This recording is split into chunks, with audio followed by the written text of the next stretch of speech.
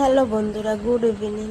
তো আজকে আমি একটা ভিডিও নিয়ে এসেছি। আমাদের গাছে ধরেছে ডালিম। তো ডালিমটা দেখো, দুই একটা ধরেছে, বলতে দুই একটার মধ্যে একটা একটু বড় হয়েছে, ভিতরে ঢুকে রয়েছে, আর একটা ছোট রয়েছে।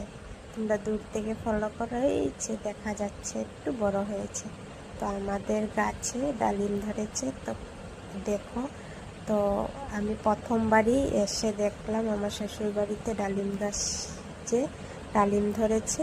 তো কীরকম লাগলো অবশ্যই কমেন্টে জানিও। তো অনেকটা ভালো লাগে, কারণ আমি ডালিম খেতে পছন্দ করি। তো ডালিমটাও উঠে গেছে। আর আমাদের গাছে আমরা জলপাই গাছও উঠছে।